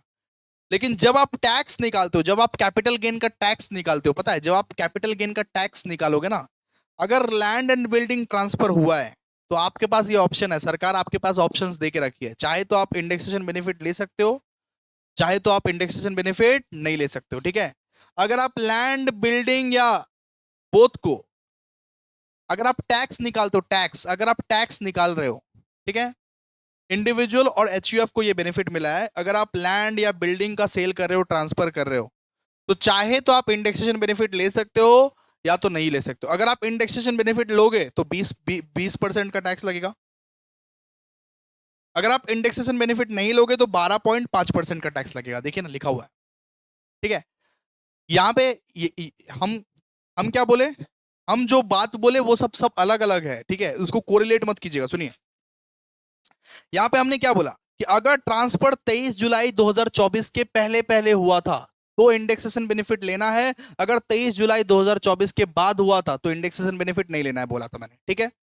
लेकिन मैं बोला कि अगर टैक्स निकालना हो, अगर कैपिटल गेन का टैक्स निकालना हो, कैपिटल गेन के टैक्स निकालने के समय हो, कैपिटल गेन का टैक्स निकालने का समय हो, तो टैक्स निकालने का समय सरकार सरकार आपको ये बेनिफिट देती है। जब आपको कैपिटल गेन का टैक्स निकालना हो तो टैक्स निकालने के समय में सरकार आपको बेनिफिट देती है कि तू चाहे तो इंडेक्सेशन बेनिफिट भी ले सकता है, तू चाहे तो इंडेक्सेशन बेनिफिट नहीं भी ले सकता है, ठीक है। अगर लैंड एंड बिल्डिंग तूने बेचा, अगर सिर्फ और सिर्फ लैंड एंड बिल्डिंग पे अप्लाई करता है, अगर लैंड एंड बिल्डिंग तूने अगर बेचा है तो अगर इंडेक्सेशन बेनिफिट लेगा तो 20% के हिसाब से टैक्स लगेगा। इंडेक्सेशन बेनिफिट अगर नहीं लेगा तो 12.5% के हिसाब से टैक्स लगेगा। ठीक है, बोलता है सरकार, बोलता है टैक्स अथॉरिटी, लॉ बोलता है कि आप अगर लैंड एंड बिल्डिंग बेचते हो, लैंड एंड बिल्डिंग, अगर आप लैंड एंड बिल्डिंग बेचते हो तो आप चाहो तो इंडेक्सेशन बेनिफिट ले सकते हो। इंडेक्सेशन बेनिफिट लोगे तो 20% का टैक्स लगेगा, नहीं लोगे तो 12.5% का टैक्स लगेगा। तो आप बोलो ना, आप कौन सा लोगे? आप बोलोगे भैया जो लोअर रहेगा वो लेंगे, जो कम रहेगा वो लेंगे। तो आप वो देखना कि कौन सा हमको कम, किसमें हमको कम ये टैक्स लग रहा है। आप चेक करना कि किसमें हमको ये कम टैक्स लग रहा है, 20% में या 12.5% में। जिधर आपको कम टैक्स लगेगा वो ले लेना, सीधा सा बात है। ठीक है, सीधा सा बात है। अगर लैंड एंड बिल्डिंग अगर बेचते हो तो मैटर नहीं करता कि 23 जुलाई से पहले 23 जुलाई के बाद इंडेक्सेशन बेनिफिट ले लेना। अगर इंडेक्सेशन बेनिफिट लोगे तो 20% के हिसाब से टैक्स लगेगा, इंडेक्सेशन बेनिफिट नहीं लोगे तो 12.5% के हिसाब से टैक्स लगेगा। अब तुमको कैलकुलेट करके देखना पड़ेगा कौन सा ज्यादा बेनिफिशियरी है। ठीक है, इसको लिख लो एक बार। चले, अब बहुत इंपॉर्टेंट बात करने वाले हैं अपने लोग, लास्ट बात। इसके बाद अपने लोग, इसके बाद वाला दिन अपने लोग समसी करने वाले हैं। आइए नेक्स्ट। अब कैपिटल गेन में कुछ ना एग्जाम्पशन भी मिलता है। अब एग्जाम्पशन का मतलब क्या होता है भैया? एग्जाम्पशन का मतलब होता है छूट। अब कैपिटल गेन में ना कुछ एग्जाम्पशन भी मिलना पड़ता है, और ये एग्जाम्पशन छपा हुआ क्वेश्चन इसमें से है भाई, आएगा ही आएगा। सेक्शन 54, ये लास्ट टॉपिक है अपना। सेक्शन 54 से तो क्वेश्चन आता ही आता है, लिख के रख लो, गारंटी है। एग्जाम्पशन फ्रॉम कैपिटल गेन, मतलब कैपिटल गेन में ना आप लोगों को ना छूट भी मिलेगा। याद रखिएगा, शॉर्ट टर्म कैपिटल गेन में कुछ छूट नहीं मिलता है, लेकिन लॉन्ग टर्म कैपिटल गेन अगर आपके पास है तो उस पर छूट मिलेगा, एग्जाम्पशन मिलेगा उस पर। ठीक है, याद रखिएगा, शॉर्ट टर्म कैपिटल गेन में कोई एग्जाम्पशन नहीं मिलता, लेकिन लॉन्ग टर्म कैपिटल गेन अगर आपके पास है, लॉन्ग टर्म कैपिटल एसेट अगर आपके पास है तो उस पे एग्जाम्पशन मिलेगा। लॉन्ग टर्म कैपिटल गेन पे एग्जाम्पशन मिलता है, शॉर्ट टर्म कैपिटल गेन पे एग्जाम्पशन नहीं मिलता है, लेकिन लॉन्ग टर्म कैपिटल गेन पे एग्जाम्पशन मिलता है। एग्जाम्पशन मतलब भैया छूट, कुछ टैक्स की छूट, छुटकारा, कुछ ना कुछ डिडक्शंस मिलेगा, कुछ ना कुछ एग्जाम्पशन मिलेगा आप लोगों को, एग्जाम्पशन मिलेगा आप लोगों को, छूट मिलेगा कुछ आपको। तो सेक्शन 54 आपके लिए बहुत इंपॉर्टेंट है, इस पे ही क्वेश्चन आता है। जरा देखिए सेक्शन 54 क्या बोलता है। सेक्शन 54 बात करता है कि अगर आपके पास एक रेसिडेंशियल हाउस प्रॉपर्टी है, रेसिडेंशियल हाउस प्रॉपर्टी मतलब क्या बोलते हैं भैया? रेसिडेंशियल हाउस प्रॉपर्टी किसको बोलते हैं? आपके पास अगर ऐसा हाउस प्रॉपर्टी है जो सेल्फ ऑक्यूपाइड है या लेट आउट पर्पस के लिए हाउस प्रॉपर्टी है, जिसमें आप रहते हो या जिसको आप भाड़ा लगा के रखे हो, residential house property, not commercial, not for your business, not commercial. अगर आपके पास एक रेसिडेंशियल हाउस प्रॉपर्टी है तो आप उसको बेच के दूसरा घर ले सकते हो, उसी पैसे से दूसरा वाला घर ले सकते हो। बहुत बार होता है ना ऐसा, बहुत बार होता है ना ऐसा कि हम इस एरिया में नहीं रहना चाहते, हम दूसरा एरिया में रहना चाहते हो, तो अगर आपके पास एक रेसिडेंशियल हाउस प्रॉपर्टी है तो आप उसको बेच के दूसरा वाला घर ले सकते हो, उस पर आपको छूट मिल जाएगा, उस पर कोई टैक्स नहीं लगेगा, उस पर कोई टैक्स नहीं लगेगा। सीधा सा बात है।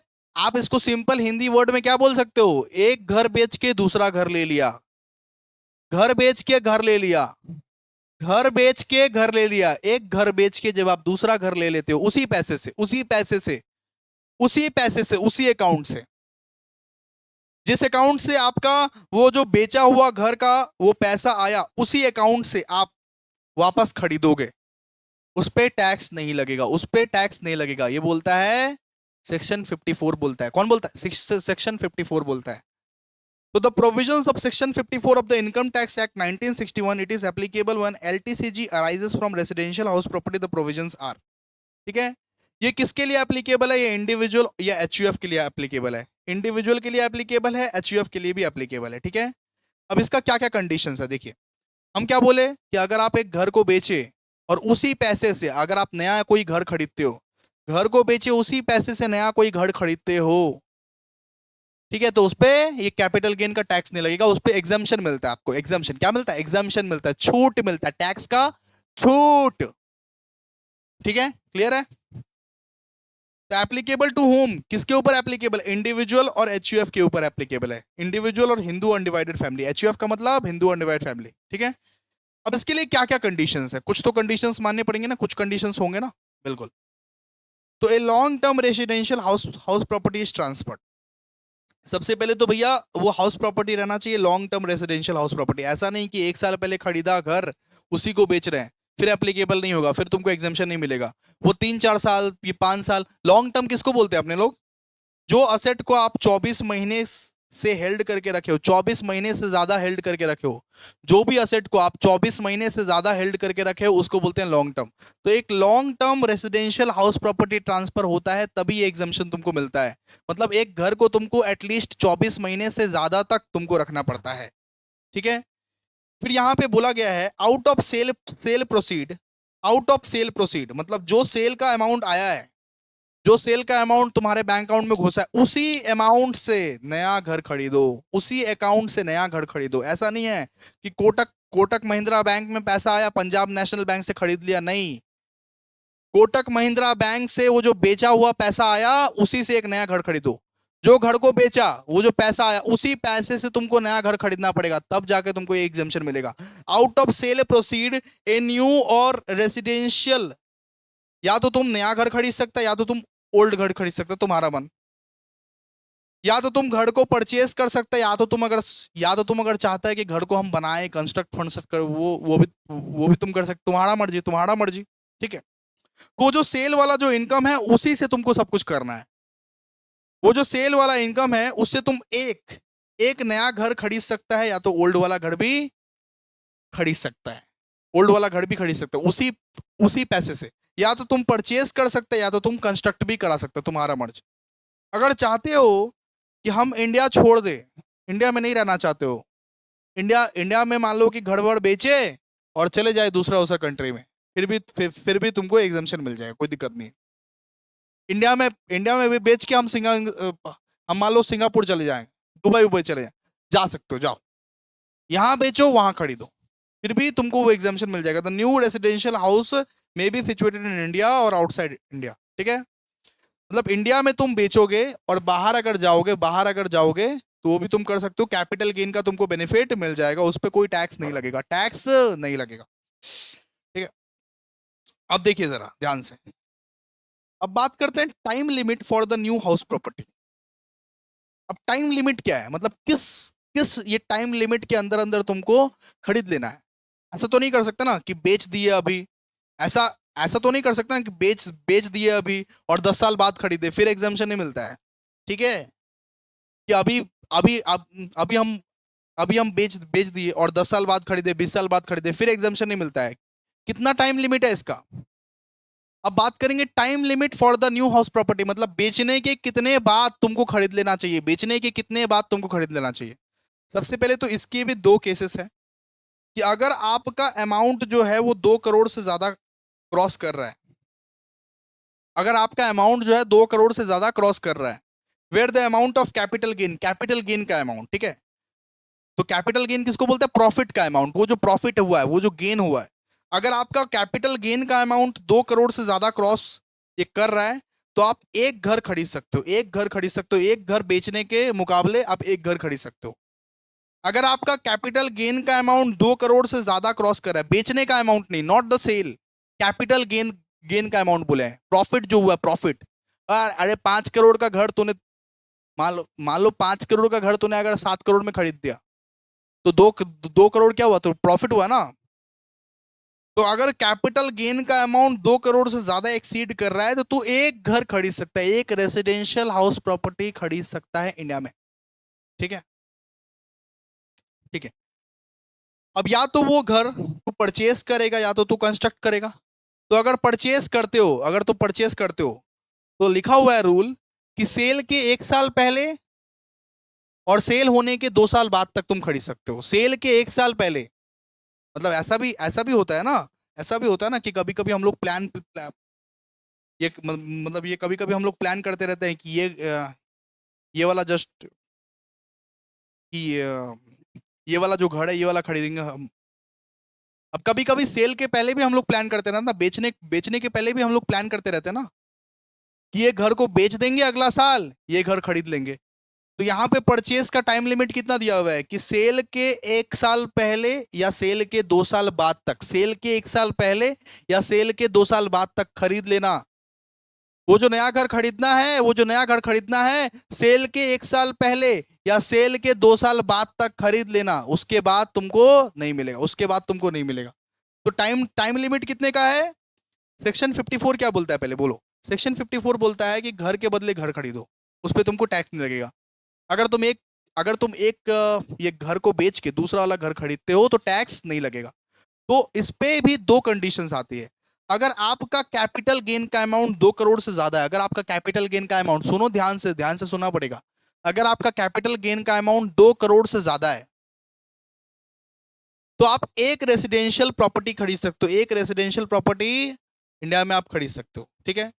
आप या तो वो रेसिडेंशियल प्रॉपर्टी परचेज करोगे या तो कंस्ट्रक्ट करोगे। अगर परचेज कर रहे हो तो सेल होने के 1 साल पहले या सेल होने के 2 साल बाद, वापस सेल होने के 1 साल पहले या सेल होने के 2 साल बाद आप खरीद लेना, आप खरीद लेना वो हाउस प्रॉपर्टी, वरना वरना वो टाइम लिमिट एक्सीड कर जाएगा। अगर टाइम लिमिट एक्सीड कर जाएगा तो एग्जाम्पशन नहीं मिलेगा। For purchase with in 1 year before और विद इन 2 ईयर्स आफ्टर, मतलब सेल होने के, वो जो घर तूने बेचा है, सेल होने के या तो 1 साल पहले या 2 साल बाद तक खरीद लेना, ठीक है। ओके। और अगर तुम कंस्ट्रक्ट करा रहे हो, अगर तुम कंस्ट्रक्ट करा रहे हो, अगर तुम चाह रहे हो कि घर घर हम अपने से नया नया करके बनाए, सब कुछ अपना से बनाए, तो तुम्हारे पास 3 साल का टाइम रहता है। सेल सेल के बाद तुम्हारे पास 3 साल का टाइम रहेगा, तुम बना लेना 3 साल तक। अगर 3 साल तक नहीं नहीं अगर बना पाया तो एग्जाम्पशन नहीं मिलेगा, तो एग्जाम्पशन नहीं मिलेगा। तो सेल के तुम्हारे पास 3 साल बाद तक का टाइम रहता है, 3 साल तक तुम बना लेना, ठीक है। For constructing a new residential house property it should be completed within 3 years from the date of the transfer of the residential house property, मतलब सेल के जिस दिन तूने सेल किया उसका 3 साल के अंदर अंदर कंस्ट्रक्ट कर लेना, वरना फिर एग्जाम्पशन नहीं ले पाएगा।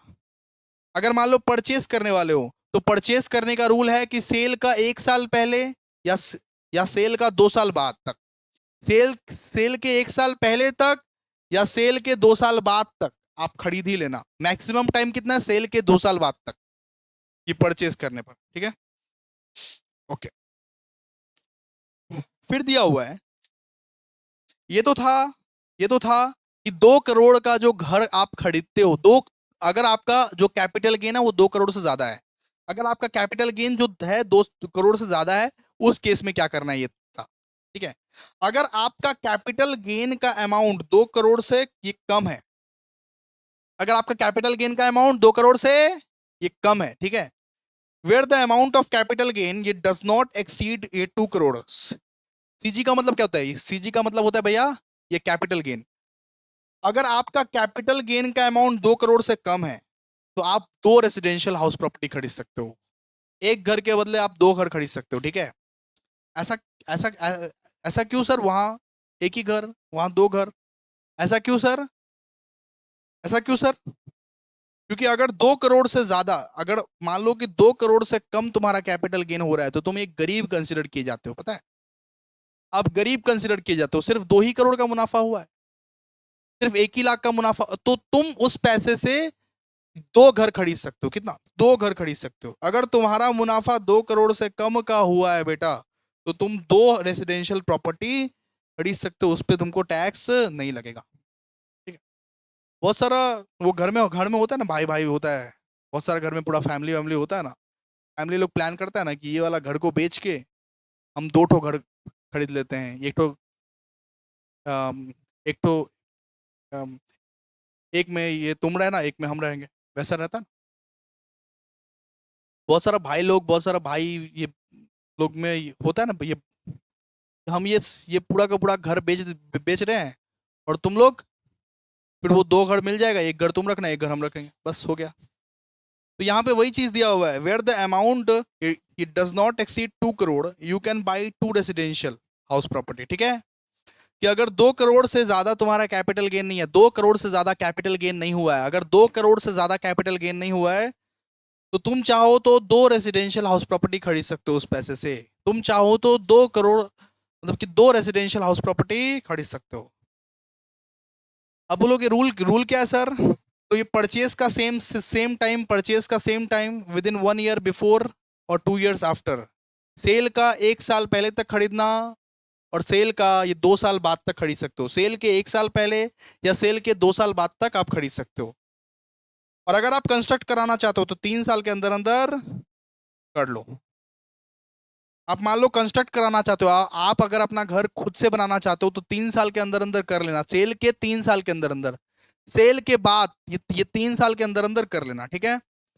आप बोलोगे सर इसका अमाउंट ऑफ एग्जाम्शन कितना है, कितना एग्जाम्शन अमाउंट मिलेगा, मतलब कितना हमको मैक्सिमम टू मैक्सिमम कितना एग्जाम्शन अमाउंट मिलेगा। देखो, तो एग्जाम्शन अमाउंट के लिए आपको 3 चीज देखना पड़ेगा। 3 चीज, कितना चीज, 3 चीज देखना पड़ेगा। सबसे पहले देखिएगा अमाउंट ऑफ ये capital gain, amount of capital gain, ठीक है, कि कितना का आपको कैपिटल गेन मिल रहा है, कितना का आपको कैपिटल गेन मिल रहा है। फिर कॉस्ट ऑफ न्यू हाउस और हाउसेस, वो जो घर है जो तुम ये खरीदे वरीदे हो उसका खर्चा कितना है, कितने में पड़ा, या मैक्सिमम लिमिट दे रहा 10 करोड़। इन इन तीनों में से जो लोअर रहेगा, इन तीनों में से जो लोअर रहेगा, इन तीनों में से जो लोअर रहेगा उतना अमाउंट का एग्जाम्शन आप लोगों को मिल जाएगा। इन तीनों में से जो लोअर रहेगा उस उतना अमाउंट का एग्जाम्शन आप लोगों को मिल जाएगा। ठीक है, ठीक है, ओके ना।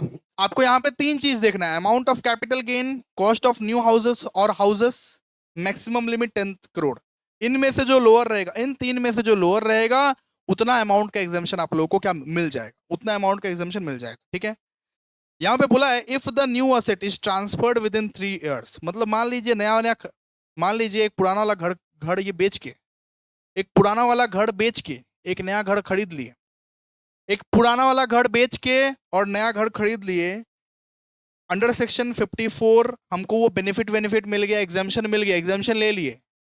तो अगर 3 साल के अंदर अंदर वो नया घर तुम बेच देते हो, अगर 3 साल के अंदर अंदर वो नया घर बेच देते हो, जो नया घर तूने खरीदा अगर 3 साल के अंदर अंदर बेच देते हो तो एग्जाम्शन तुमको नहीं मिलेगा, एग्जाम्शन वापस ले लिया जाएगा। ठीक है, वो जो एग्जाम्शन तुमको मिला था वो नहीं मिलेगा, टैक्स भरना पड़ जाएगा।